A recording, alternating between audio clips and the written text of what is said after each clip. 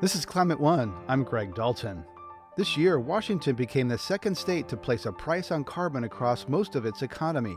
Governor Jay Inslee says there's no time to waste. We got to wake up every morning figuring out how can I disrupt the status quo? Because the status quo is deadly, it's fatal, it will destroy our economies and the biology that we exist on. The Cap and Invest bill made it through the legislature with surprise support from oil company BP. If we do the same thing today, 40 years from now, just make oil and natural gas products and ship them around the world, our company is not going to be successful in 20 years, 30 years, 40 years. So how do we balance protecting the economy and the environment as climate disruption continues? Clean water is good for the economy too. Healthy orcas and healthy salmon and robust tribal fisheries, helps everybody out. Has Washington State set a new bar for robust and just climate policy? Climate One's empowering conversations connect all aspects of the climate emergency. Washington has set in motion a price on carbon pollution across a huge swath of its economy, but it didn't get there easily. In 2016, shortly after the Paris Climate Agreement was ratified, the state voted down a measure that would have imposed a carbon tax and reduced the state's sales tax. In 2018, BP and other oil companies spent a reported $30 million against a similar measure, which also failed. Disappointment for climate activists as Initiative 1631 is trailing this morning by about 13%. But this year, BP and other former opponents of climate policy came on board, along with environmentalists and tribes.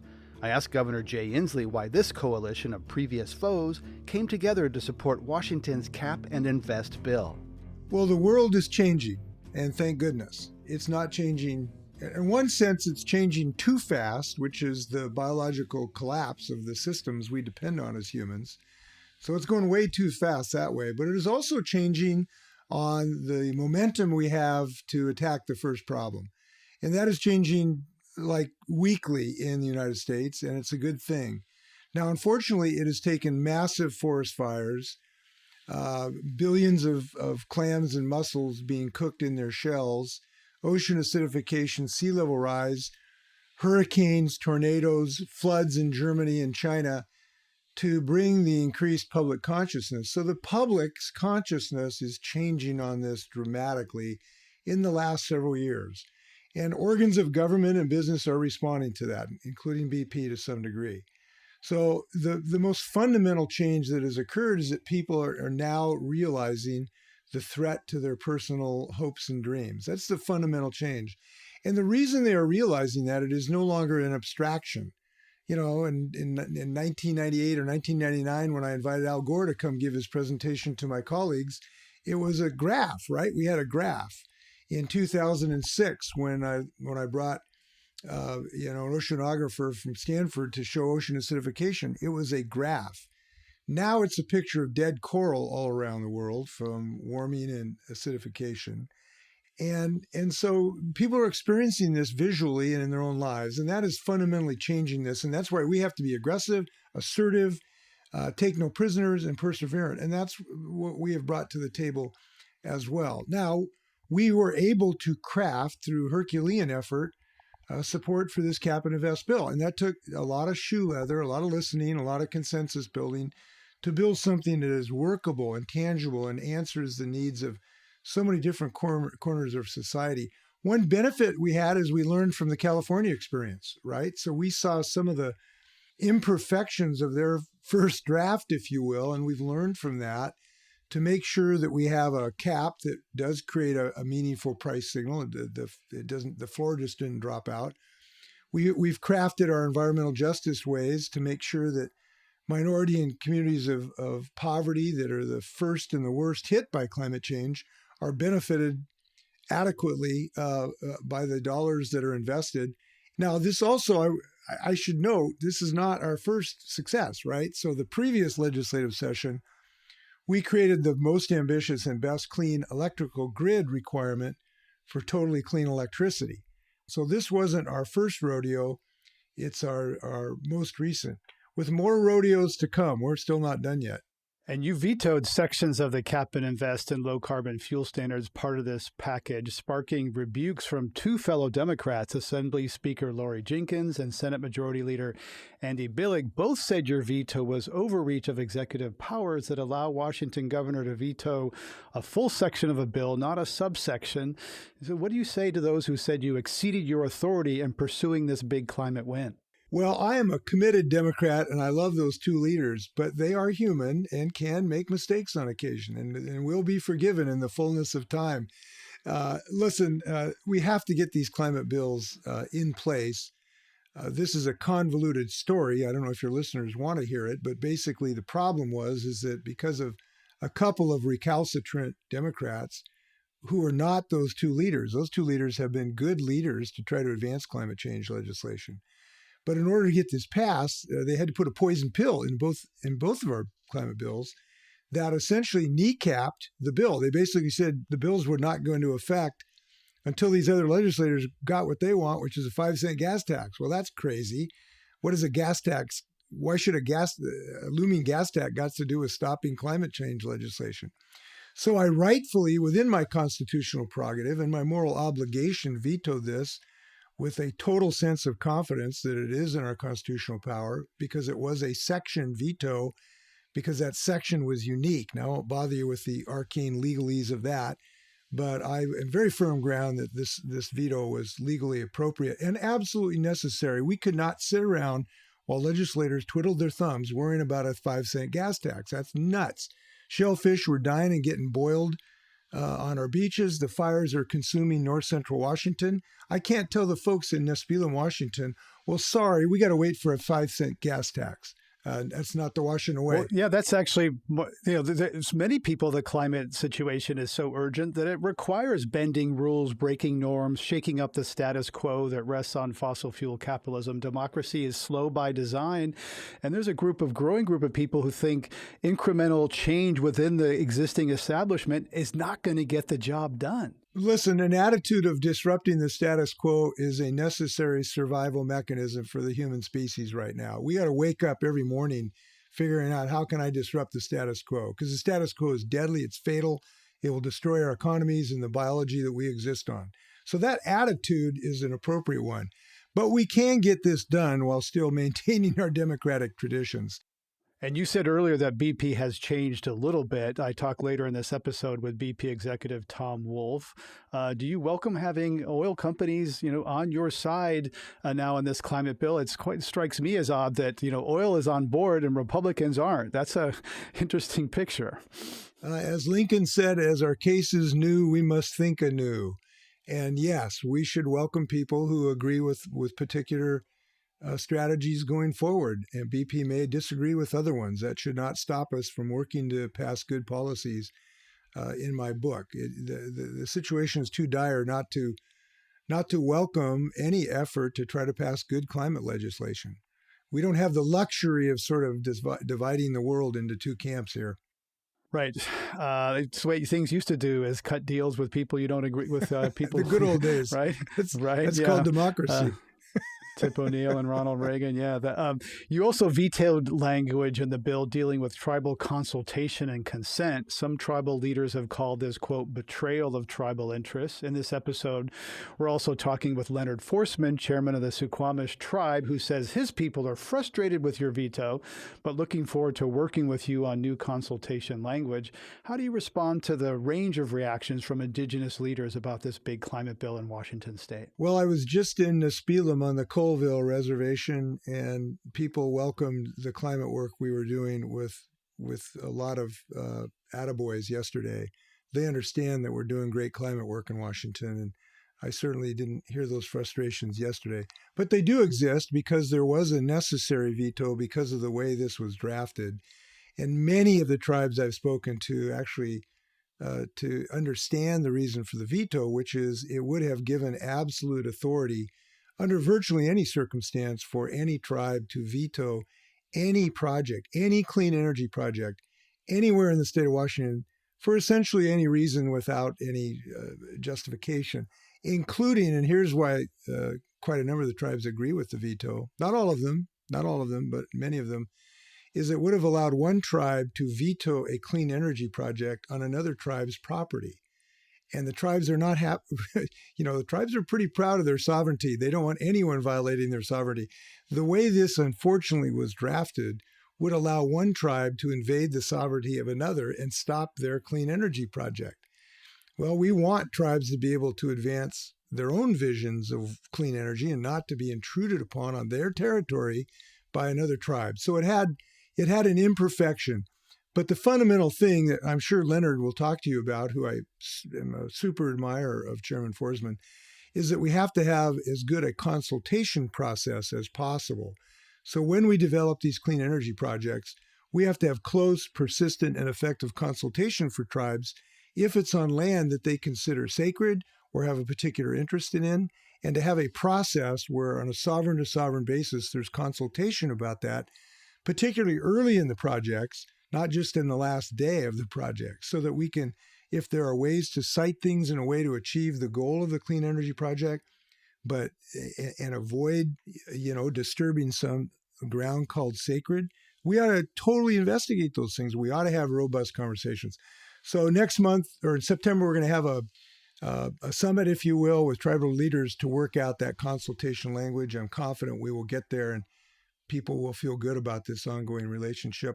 Over this last year of a racial reckoning in our country, I've learned a lot about talk to Indigenous leaders and been addressed my shameful ignorance, frankly, of the education I had and, about Indigenous people in this country that have been kind of erased. And there's a growing realization in some climate circles that Indigenous people have knowledge and practices that can help address the broader climate emergency. Prescribed burns of forests, for example, could head off the mega fires ravaging the American West. What have you learned in your trips to these tribes from Indigenous people that has personally resonated with you and shaped your thinking and behavior?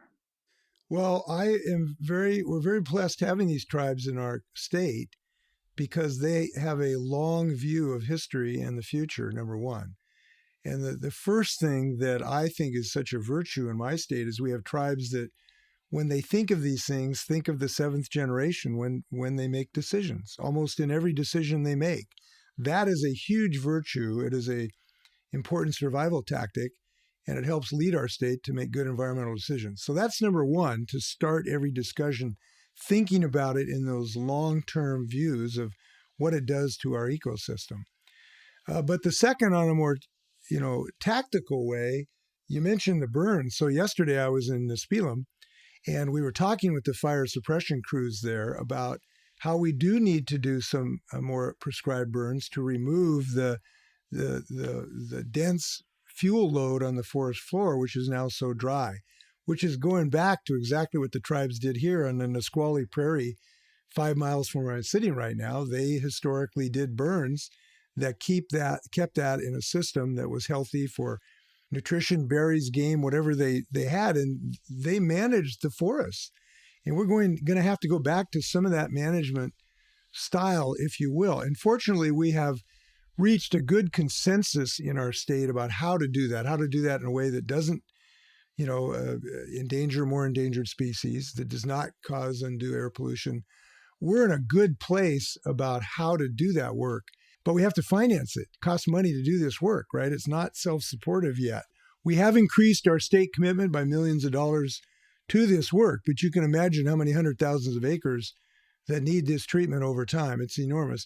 And the scale of the fire danger is beyond imagination. We talk to these firefighters. They said, look, I've been doing this for 30 years, but I have never seen anything like this. These dry conditions are, one ember is a catastrophic fire now. Right. It's astonishing. As a candidate for president in 2020, you shaped the platforms of other Democratic candidates. You were the climate candidate, and you shaped the platform of Joe Biden and others. Progressives and climate hawks were disappointed when the recent bipartisan infrastructure deal did not include many of his plans for decarbonizing the U.S. economy. Is President Biden being ambitious enough on climate? Well, I will tell you, I believe President Biden is doing a super job for us in this realm. And I'm a guy who debated him on climate. And I think he has shown an enormous commitment to this issue. I think he gets it deeply. I think he has proposed, 90% of the agenda that we need. I think he's going to be as tactical as possible to get as much as it as possible. So I am not disappointed in his leadership on climate in this regard. But he has run into some legislative realities, one being the filibuster and two being a senator or two in the Democratic caucus who are not yet totally expressing total commitment to these things. So yes, all of us could be disappointed that this was not in the bipartisan infrastructure, which is woefully short. Let me report this. The bipartisan thing is woefully short for what we got to get done. But the president recognizes that, and that's why he is supportive of the reconciliation bill with billions of dollars appropriately invested in a slug of A through Z of clean energy strategies. And I think it's a very, very robust proposal on the reconciliation. Now, he's got Nancy Pelosi in there, who's one of the super leaders on climate, and Schumer will help out too. I'm a House member, so I always start with the House and Nancy. So we have a lot of promise right now, but we need to get the reconciliation bill, obviously, to have what we need. And I'm hopeful that we can achieve that. Now, I kind of disagree with the president on the filibuster on this, though. I was the first candidate to say that when I was running, and I'm still the firmest. It is such an impediment to survival of humans. The filibuster right now is one of the most dangerous things on the planet because it enables the fossil fuel industry to block progress of the things we have to do. So I'm hopeful that over time, everybody, at least those who want to save the planet, come to realize that and say that that's just an artifact of a bygone era. I'm also hope that at the end of the day, a couple of our Democratic senators feel that they've run their string out far enough. Now it's time to get on the bus, get on the electric bus. The sooner, the better. It has to. This is our last chance, and we have to get this done. If oil got on board with carbon pricing in Washington state, is there any reason to believe they would get on board with national pricing, that Washington is a sense, a model for the country? That sounds, very uncomfortable saying that because of history, but is that kind of, too rosy to think that might actually come about? It's not too rosy. At some point, it doesn't exist today. Again, this was not monolithic. We had one company, BP, that helped on this, but certainly the majority of the industry did not. So, I think the president has concluded that he doesn't have the political, momentum to pass a universal cap right now. That's the thing that we have done that I hope will lead the nation. That will ultimately be a national proposal. But it'll help if a state goes forward like Washington to show the way, to show we'll continue to grow our economy, to continue to show we're protecting our energy-intensive industries because we do embrace some pricing system to build in a fee, if you will, of imports that we would have to compete with to show that this is doable. So I think Washington's going to help. I think eventually we can get there nationally. Maybe it's not today, but it's important that our state's moving ahead to do that. But we need much more than a cap system. We need direct investment too. We need direct capital investment by the national government in a whole slug of things. Let me just mention infrastructure, electrical charging infrastructure. We have some really great plans to move to electrical vehicles, and I'm looking forward to the administration allowing the California zero emissions vehicle standard to go in place. The moment that happens, my ZEV standard goes into place as well. So that's going to be really exciting. But we have to build the electrical charging infrastructure as well. And that it's very helpful to have direct federal investment in that. That's why the reconciliation package is so important. There is a portion of that in the infrastructure bill, but it's not enough because 45% of our people don't, they live in apartments. They don't have a place to charge their cars. So this requires investment, not just a cap bill, if you will. We'll continue my conversation with Governor Inslee later in the show. Coming up, a BP executive explains his company's pivot to a new energy future. The market's changing. And if you're not adapting to the new market, the low carbon market that the Paris Accords are working toward, that everyone's working toward, your business is not going to be successful. That's up next when Climate One continues.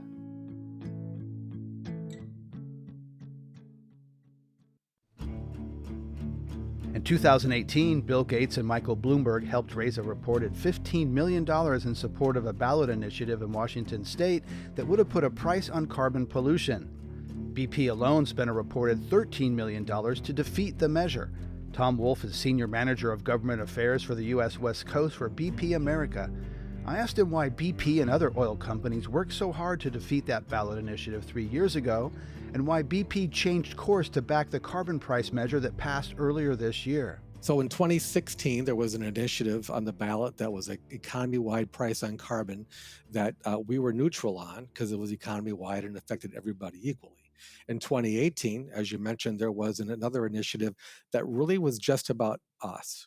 And it was just pointing at not us as a company, us as an industry and our customers. It wasn't economy-wide, and it let off the hook some other companies who have carbon emissions in the state of Washington. And we didn't think that was a fair approach. So we did fight that measure. When we made that decision in 2018, we told the governor, we told all the legislators that we would be in after this if the voters voted this down to try to find that sweet spot, to try to find that price on carbon. And in early 2019, we did just that, working with legislative leaders and the governor's office to say, how can we find that price on carbon that can pass? And I'm happy to tell you that we found that. We were helpful in that, finding that price on carbon and that solution in the 2021 legislative session, and we're pumped about it. So that was quite a switch. There were a lot of people opposed to previous efforts. Environmentalists were opposed, indigenous groups, environmental justice advocates, and this one seems to have brought along some surprising bedfellows, some surprising supporters, some interesting switches. So what, you mentioned there that because this was economy wide, it affects everybody equally, doesn't isolate one industry. What else was crucial to getting that coalition the third time or perhaps more to get this through in Washington? For one thing, the environment changed a bit for everybody. For us, in 2020, we announced our aims and ambitions about being a net zero company by 2050 or sooner. And later on in the years, we had specific benchmarks by 2030. So what we were a company that was talking about a lower carbon environment, talking about carbon pricing being important. And then in 2020, we became a company that every decision we make is through that lens. And that was a change. Other companies started making their net zero goals public and how they were going to reach that goal. Environmental groups and environmental justice groups and equity groups learned things from previous wins and losses. And we came together seeing what can we be for? What can we work together on? And the last piece of it is legislative and executive branch leadership. The governor's office, Governor Inslee's office, and the legislative leaders on the environment committees in the House and Senate, they had a decade of experience on this and a decade of losing on this, but they learned from all those. So when the end game happens at the end of session, when this bill was going through that last piece, they knew the bill, they knew the push points, and they knew what they needed to get to through the coalition support to get to the votes they needed to get the yes, and they pulled it off. Well, how important was just the rising, evidence and experience of climate events, hot weather, melting snow, disruption, as well as pressure from youth? How much did that change, put pressure on all these groups to kind of get a deal this time? I think that's the biggest change. I think ultimately, if you look back to when Governor Gregoire first talked about climate pricing or carbon pricing, imagine that 10 years ago, and imagine how everything's changed in the past 10 years, both in business, both in education, both in just common discussion about this issue. It's been a sea change in 10 years. It might not be fast enough for some people, and I appreciate that, but that whole political environment has shifted. It still has more shifting to do. There's more room to do it, but enough of that change where, people's experiences, their conversations with their neighbors and their friends, what they see in the news, all of that matters. And all of that has changed, especially over the last 3 years. So you're BP's senior manager for government affairs on the West Coast of the U.S. How was BP's experience and the shift you're describing in Washington state? Will that ripple elsewhere across the country? I hope it has a ripple effect. That's the whole point. The whole point is to get to a national price on carbon. There's no surprise that on the federal side, there's not a lot of activity. There's some discussion about it, but not a lot of activity on real solutions on this yet, on a price on carbon. And if we have to push it from the regional level to get the national attention and showcase what works, then let's do it that way. This isn't a victory by itself. This is a stepping stone. and explain why BP wants a price on carbon. We like a price on carbon because it drives innovation, it drives change for everybody, the individual and the company. And for us, as we look at, let's say, the largest refinery in Washington state, we have 2.1 million metric tons of stationary source carbon emissions from our refinery. This is the largest single source emissions in the state after the coal plants in Washington state close mid this decade. We have a challenge ahead of us. How do we get to net zero by 2050 or sooner? And we do that probably by making less, making it more efficiently, sequestering the carbon or offsetting the carbon. How do you get there? Well, you have innovation coming from inside the company and outside, and you're rewarded for that innovation. Under our Cap and Invest program now, if we lower our carbon emissions quickly or more quickly, we get benefit from that. So it's not just a stick, there are carrots involved. And then you put that economy wide. You think of people in garages and startups in boardrooms. What do I do? How do I get this new technology out? And that price on carbon drives that innovation and makes it more palatable in the market. I'm excited and really bullish on our ability to be innovative in this space and find those solutions. But for more than a decade, oil companies have been saying we want a price on carbon, and there's been frankly, there's been a double game. There's been, public talking points, and then there's what happens in the halls of power through the American Petroleum Institute, privately, where everything is done as possible to slow it down. So why should we believe you now? Because there's been a lot of talk and greenwashing, et cetera. And I know some of this is other companies, Exxon in particular, but this carbon, we're all for a carbon price, and then things are done privately to slow that down. Why should we believe it now? Well, ultimately, I think the cynicism is expected. I think the cynicism is necessary. I think our feet have to be held to the fire. Talk is cheap. And I think the biggest proof point is it's about the environment, but it's also about the economic environment and where it's going and what we need to be a successful company in. If we do the same thing today, 40 years from now, and just make oil and natural gas products and ship them around the world, our company is not going to be successful in 20 years, 30 years, 40 years. The market's changing. And if you're not adapting to the new market, the low carbon market that the Paris Accords are working toward, that everyone's working toward, your business is not going to be successful. So if you don't believe us and that we think we care about the environment, and I understand that, believe us that we want to be a successful business. We are transforming from an international oil and gas company to an integrated energy company. We're doing that because it's good for business, it's good for our investors, it's good for our board, it's good for our employees. It's also good for the environment.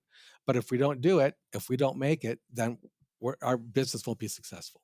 One way that the business is changing is global automakers are moving away from gasoline and investing billions of dollars in retooling their factories to make electric cars. And there's this kind of competition among countries and companies right now to say who's going to get off gas the fastest. So where does that end of gasoline cars mean for an oil company like BP? So if this was BP in 1970, we'd be like, this would be a huge issue. But we're adapting to the new marketplace. We're the number one EV charging company in Great Britain right now. Pulse is the brand. And we're looking at coming to the US. It's not a matter of if, it's a matter of how and when. And we're trying to figure out that market and where we get engaged. And a lot of other companies are as well. It'll be a very vibrant market. We're going to have to meet that challenge because those Toyotas and Hondas and Fords and GMs, they're all going to be making electric cars and consumers are going to want them. I drive a Honda Clarity, a plug-in hybrid, and I'm learning how I use that car, plug in at home, plug in other places. And the industry will have to figure that out. The market will figure that out. That is going to be a sea change, much like probably how we went from horses to cars, right? And that sea change. But we're going to be part of that solution. So we might make less gasoline. That doesn't mean necessarily we're going to be out of the game in terms of energizing mobility.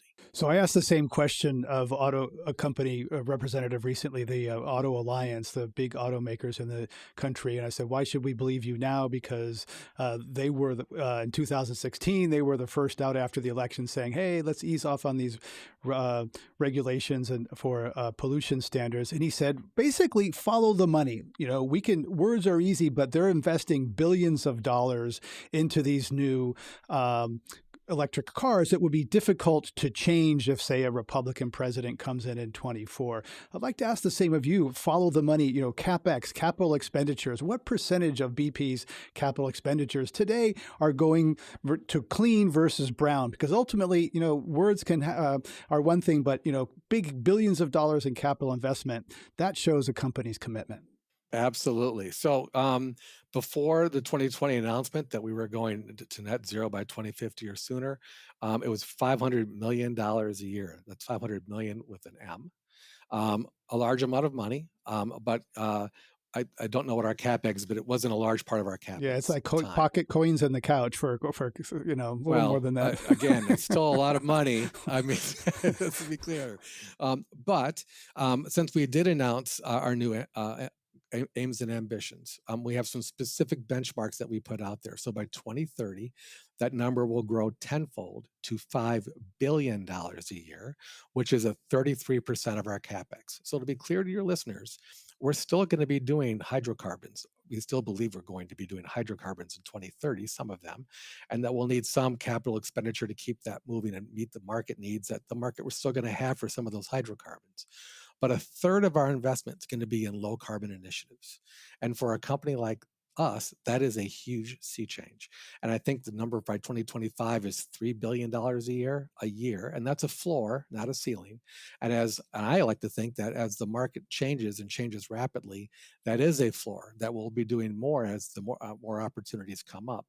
Tom Wolfe is Senior Manager of Government Affairs for the U.S. West Coast for BP America. Tom, since Pope Francis came to the United States in 2015, there's been rumblings about Republicans pivoting on climate. That has failed to materialize in a meaningful way, aside from one energy innovation law championed by Lisa Murkowski, and that was a significant piece of legislation. Last month, dozens of conservative legislators formed the new Conservative Climate Caucus, including Representative Cliff Bentz of Oregon and Dan Newhouse and Kathy McMorris Rogers of Washington State, where you are. Politico reported recently that they then went silent as a devastating heat wave hit the Pacific Northwest. So there's a new climate caucus, and then it goes dark when there's a big climate event. You talk with Republicans privately. How do you see their public and private positions on energy and climate? And is this long rumored coming out ever going to happen? I do talk to Republicans a lot. It is not a difficult conversation. It's a very conversation. And I actually have that kinds of conversations with people of all political spectrums. There are people on the far left who think that oil refineries should shut down tomorrow. And I'm like, well, you use our products every day. And I talk to some people on the right who are like, you guys should be doing what you do now. You shouldn't change anything. And that's not right either. But there is a growing group in the middle that is understanding, in the middle right included, that is understanding where things are going. But I would argue to your listeners, you get the government that we deserve. It's the people who move politicians. I think the Republicans are talking more about climate change because their constituents are talking more about climate change. The constituents are going to give the Republicans an opportunity to get in this game and get it in a way they haven't been before. That's how it happens.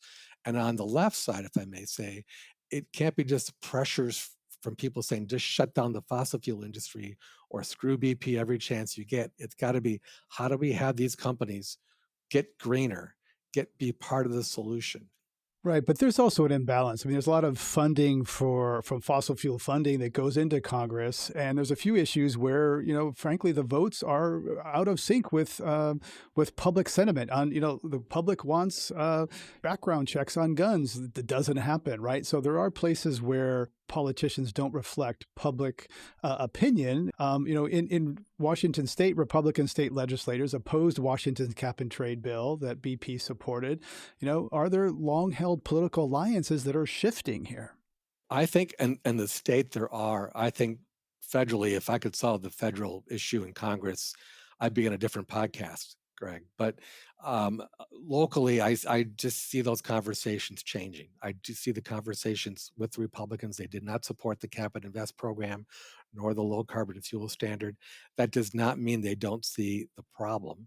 They're not sure of this solution. And I think over But what's time, as what's these, the opposition to the solution? If an oil company is saying, "Hey, this affects us, we're for it," when industry supports it, environmentalists support it, indigenous people, icons of the Seattle, Washington economy, Amazon and Microsoft support it, and Republicans oppose it. I don't get it. so if I can channel them a little bit, the world of agriculture, very iffy on this, because they see pricing of fuel that they use all the time, and they're concerned about this. The constituents in the eastern part of Washington, which is much more conservative, Mhm. they see those gas prices and they're kind of focused on that. I just think over time, and again, I'm bullish. I'm a glasses half full kind of guy, is that people will see this in a different light in the years ahead, and will bring more Republican voices into this. But I'm not sure who's going to lead whom. Will it be the people that says, "Oh my God, cut the crap, we have to get this accomplished," or will be leaders telling their constituents, "We have to get past this. We have to go through this transition." But anytime in our country, transition's always been hard. It's been a leap to get to where we have to get to. But the people can get there. I think one of the reasons we got there as a company is because our employees and our investors and our market is telling us you got to change. And that isn't any different for politicians. Yeah, I think it's an interesting place where we are, where the global automakers and oil companies are out front, moving more than the Republican Party because of investor and customer pressure. If Republicans don't come out and support the bills that BP wants them to support for something as important as climate change, does that mean you change your political giving? The short answer is yes. Yes, I'll be looking at that and I'll be making changes based on that. What do you think of President Biden's jobs and infrastructure plans, and is BP supporting pushing that forward? And we are. I mean, uh, we've been supportive of the Paris Accord. Obviously, President Biden put us back in the Paris Accord. President Biden's talking about net zero by mid-century. We're talking about that. He's talking about methane regulations. We're talking about methane regulations. There's a lot of synergies there. Again, we're not just focused on this in the US, but globally, working with governments to find that price on carbon or other regulations that incentivize the action toward a lower carbon society, incentivize those actions to get to the Paris Accord goals. And for the infrastructure piece, whether it's mass transit or other pieces of it, anything that helps lower that carbon footprint, that makes total sense to us. They're looking at EV charging station incentives. Again, we're going to be in the EV charging world. We may or may not be successful in that world. BP, of course, has been down this road before when it was shifted from British Petroleum to Beyond Petroleum, and about 15 years or so ago About 20. Yep. 20 years ago under John Brown. During that time, BP helped popularize the personal carbon footprint. It had a calculator on its website. And that makes some people think that, like, are the oil companies trying to put the burden back on individuals? So how do you think about the individual responsibility versus kind of the systemic and industry responsibility for carbon footprints? This is why I like the price on carbon so much. It puts the responsibility on everybody. And I'm hoping that through innovation, the consumer has a smooth transition. The consumer goes from the flip phone to the smartphone and doesn't even realize that switch lowers carbon. But ultimately, we're all responsible. We all have a place to do in this. As a company, we're an international oil and gas company switching to an integrated energy company. We have a huge footprint, and it's our responsibility to find a way to get to net zero and lower by 2050 or sooner. But the consumer has to be looking for products and rewarding the manufacturers of those products that also have a lower carbon footprint. So I'm not sure if it's equal or greater or less than, but we all have to have skin in this game. And I think through innovation, we're going to find ways, whether it's in our homes with electricity use, find more efficient appliances, whatever that is. I think it'll be easier for consumers because the innovation will push it that way. Consumers will buy good products that have a better carbon footprint. I think EVs are a perfect example, Greg. But ultimately, I look at the issues we have both locally in Washington State and on the West Coast, and nationally in our company and globally, and saying, how do we make sure we have a quality of life economic environment with a much lower carbon footprint. And it ain't going to be easy. If it was easy, we'd be doing it already, we as a society. And I would argue that it can't be just individual companies and a couple of consumers saying, we'll go to net zero by 2050. We need governments, national governments setting that price and setting those expectations, putting the carrots and sticks out. So we all have that equal innovation to get to net zero by 2050 or sooner. It's got to be a public-private work, but without the public work, it ain't going to happen. We're not going to reach the Paris goals. That's why BP is advocating globally for a price on carbon. Tom Wolf, Senior Manager of Government Affairs for the West Coast of America for BP America. Thanks for coming on Climate One. It was my pleasure to be here. It's a great podcast, and thanks for having this conversation. The success of Washington State's new Cap and Invest bill also depended on support from tribes. Leonard Forsman is chairman of the Suquamish tribe in Washington and also serves as president of the affiliated tribes of Northwest Indians. He spoke with Climate One's Ariana Brocious about his view on the legislation that finally passed. Oh, I think it's a good first step towards addressing, the impacts of climate change and carbon footprint management, I guess you'd call it, reducing carbon footprint. So there was that, and I think there's a lot of recognition of the tribal needs fiscally in there in the set aside for tribal projects. And then, of course, there's concerns about the consultation issues and the fact that part of that was vetoed. And of course, there are concerns about that, but we're trying to work through those best we can at this point in time. Am I right in thinking that you and some other tribes opposed previous versions of this kind of a bill in past years? Some tribes have had concerns about the aggressiveness of the bills regarding addressing the number of challenges in Indian country, for one, and then also in other communities of lower economic status or minority status, trying to get those issues redressed through what they may call more progressive approach. So there was a lot of discussion about the fee or tax on emitters, and then also the cap and trade. And there's also the concern that's brought up is that we need to do something to reduce carbon emissions. There has to be a reduction. And that's sometimes the criticism of just taxing and creating revenue by taxing or putting fees on the emitters, on the polluters, and then creating money to pay for resilience. And that's one of the reasons I supported the initiative process, was that we have a long list of projects that can help improve habitat that's been damaged here. And so that helps us in resilience and make cleaner water, less toxics, improving habitat functions that support salmon, clams, other wildlife.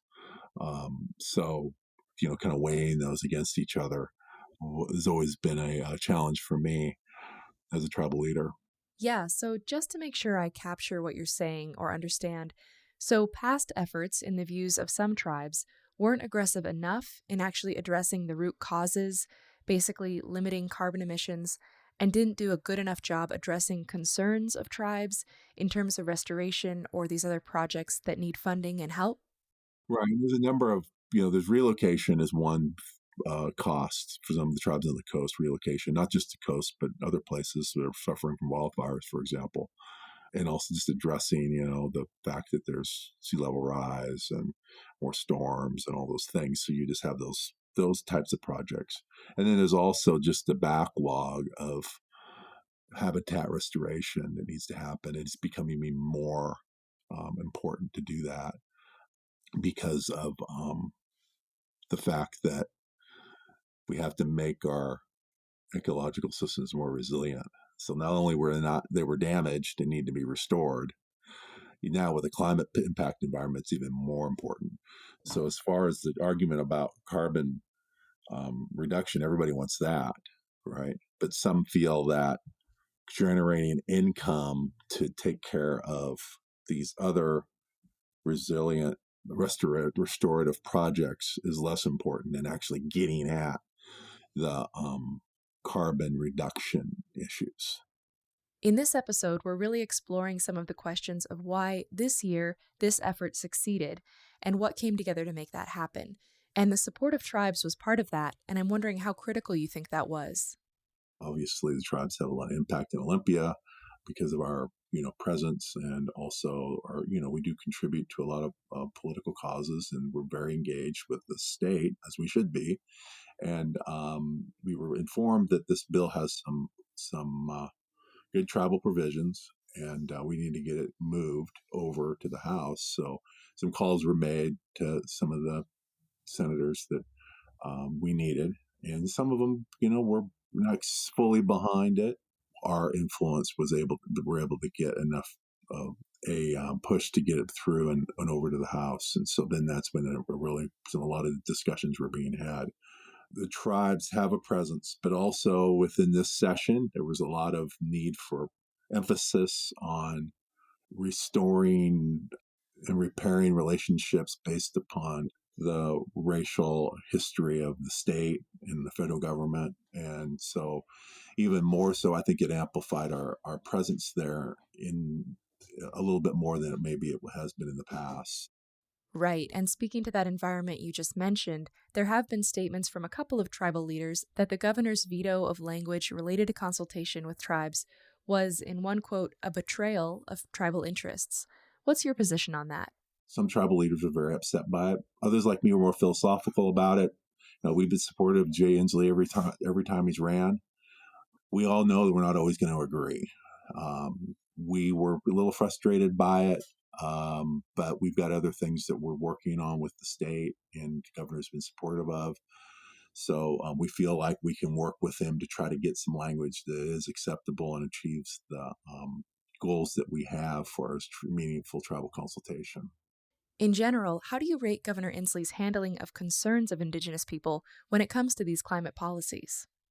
One thing that I think has been a frustration for me is the balance between jobs, the economy, large corporations, polluters, and tribal interests regarding protection of the environment. And he's tried to balance that to a certain extent, but oftentimes there's always this conversation that happens. It's like, well, they employ a lot of people, whether it's Boeing or another, larger polluter, or, maybe a paper mill or whatever. Right? And the balance between those two things has always been a challenge for him and for us, is trying to understand that, we have economic engines within our tribes, and we try to balance that with our need to protect the environment.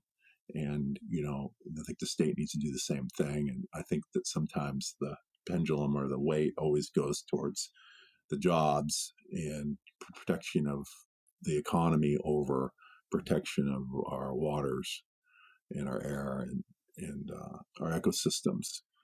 So that's just it's continuing. It goes on and goes on every day, and it's a challenge for all policymakers out there. I just feel like clean water is good for the economy too. So and healthy orcas and healthy salmon and robust tribal fisheries, helps everybody out. Leonard Forsman is chairman of the Suquamish tribe in Washington. You're listening to a conversation about Washington State's new carbon cap measure. This is Climate One. Coming up, Washington Governor Jay Inslee on how he hopes his state's policies will inspire others. My state needs to do more, and that's why we've passed the best laws in the last 2 years, and they're just starting to kick in, right? You don't solve the problem 12 hours after you pass the bill. I'm proud. We have the best in the United States, and I encourage everybody to catch us, right? Go ahead, try to catch us. That's up next when Climate One continues.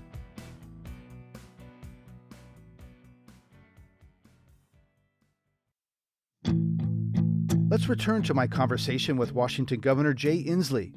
In a recent Climate One episode on public transportation, we talked a lot about the push for parity of funding between cars and transit and infrastructure and other federal bills, as opposed to the 80% that now goes to cars and highways. I asked Inslee if he supports that idea. Well, I'm not sure I'd pick a numerical number of what constitutes parity, but I'll just give you some principles I think we should follow. Number one, you cannot build freeway lanes out of this problem. It's certainly endangered climate, and trying to pave, a couple more tens of square miles is not a solution to my state's transportation woes. That is a physical reality. And when you think about parity, I guess what I would say, we need parity. Each should use whatever mechanism we have to have good transportation options by eliminating carbon pollution, whichever works. The reality from a physical standpoint is that every corridor of our transportation network has to carry more passengers per mile. And I'm confident over time that we will. Now, I don't think that we should come to a zero road building, viewpoint in part, because we're going to be having electric cars, which are fantastic. I don't want to forget a whole bunch of new things. Scooters. Scooters are not a toy. They are a transportation system right now, right? You combine light rail with a scooter and an electric skateboard and a bicycle. You got a great system. And that's happening in Washington State right now. It's happening in real time. On electric cars, the electrification of mobility is great. They're sexy. Their cost is coming down. They're going mainstream. I think the Ford F-150 may be a cultural game changer there. But there's a problem that people like me and you who drive electric cars, we don't pay gas tax to fund the road. So you dismissed earlier that kind of that gas tax issue. But how are we going to pay for roads with electric vehicles? Well, first off, at the moment, it is my belief that we should be incentivizing electric vehicles. We should be incentivizing the way for middle class and lower income people to afford electric vehicles. This is not the moment to dump charges on electric vehicles. They are still an emerging technology, and I believe we should have incentives, as we did in the solar industry, as we did in the wind industry. We should in the electric transportation system, to incentivize rather than to punish people getting electric cars.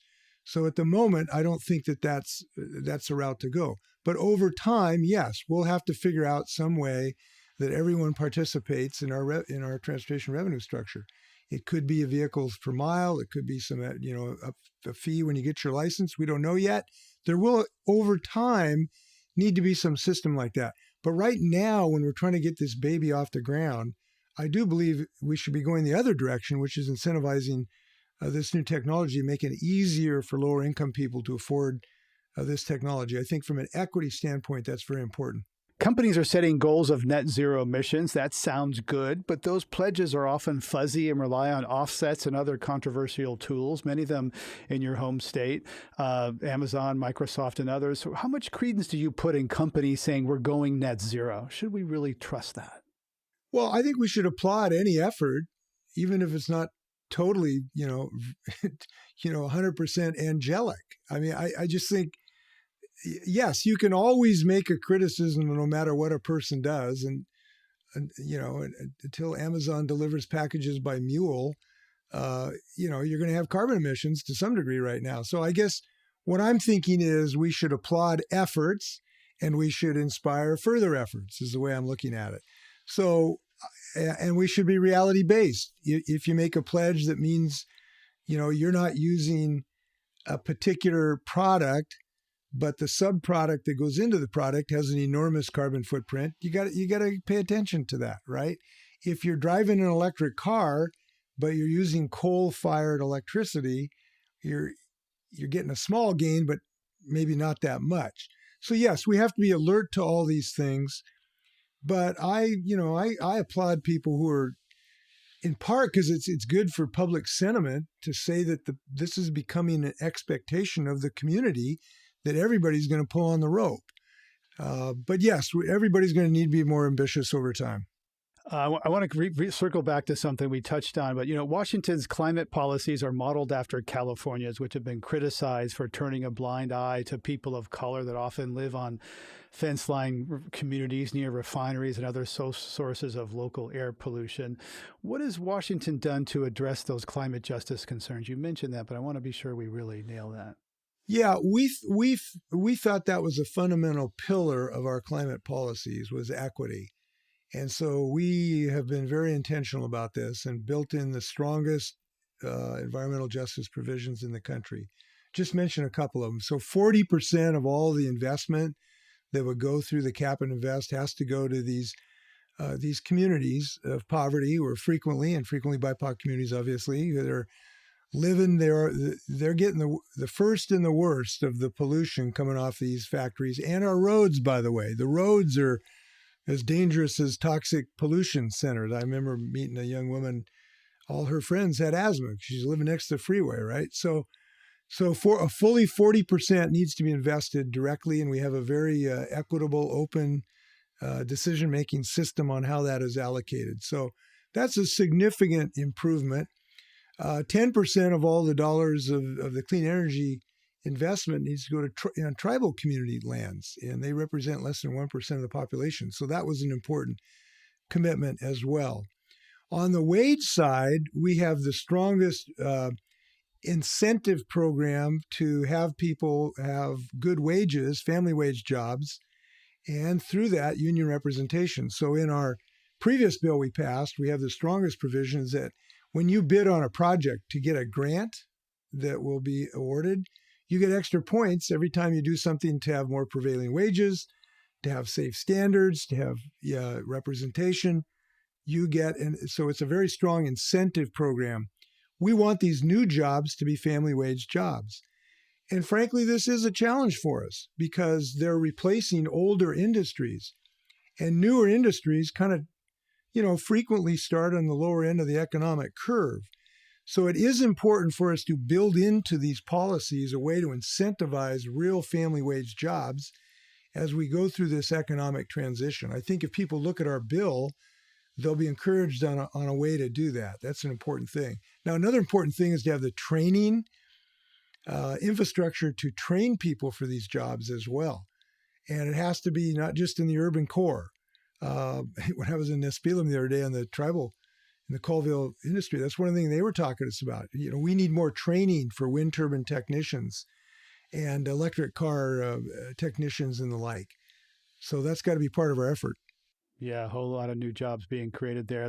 We mentioned the climate summit in Glasgow coming up in November. You believe that states and regions can drive national governments to be more ambitious going into Glasgow, high stakes there to move forward the Paris Agreement. But a recent report from the Environmental Defense Fund analyzed carbon emission trajectories of states and found that Washington and many other states are not on track. So how can states push countries if they're not meeting their own goals?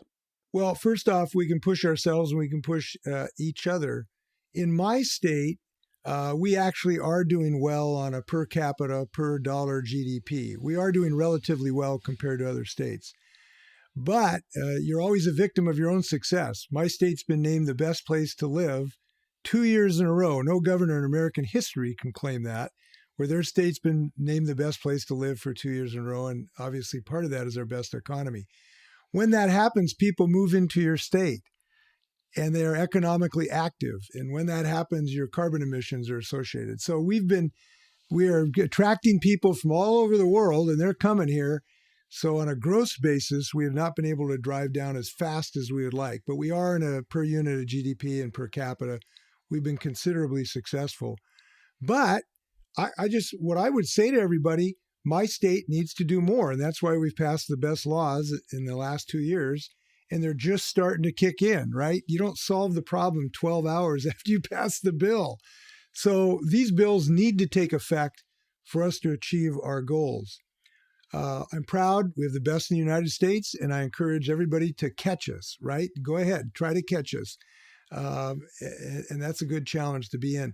By the way, in Glasgow, what we're doing, besides just pushing our national governments, we want to have coalitions and agreements between ourselves that we will commit to ourselves, county to county, state to state, to commit ourselves to higher ambitions that may be more aggressive than our nation states.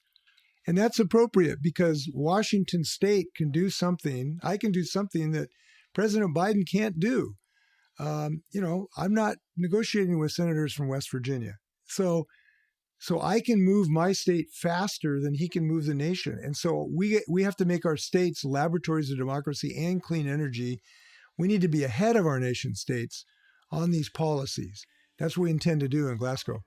On this Climate One, we've been talking with Governor Jay Inslee, Tom Wolf of BP, and Leonard Forsman of the Suquamish tribe about Washington's new Cap and Invest bill. To hear more Climate One conversations, subscribe to our podcast on Apple, Spotify, or wherever you get your pods. Talking about climate can be difficult and sometimes depressing, but solutions begin with discussions like these. Please help us get people talking more about climate by giving us a rating or review. It really does help advance the climate conversation and solutions. Brad Marshland is our senior producer. Ariana Brocious is our producer and audio editor. Our audio engineer is Arnav Gupta. Our team also includes Steve Fox, Kelly Pennington, and Tyler Reed. Gloria Duffy is CEO of the Commonwealth Club of California, the nonprofit and nonpartisan forum where our program originates. I'm Greg Dalton.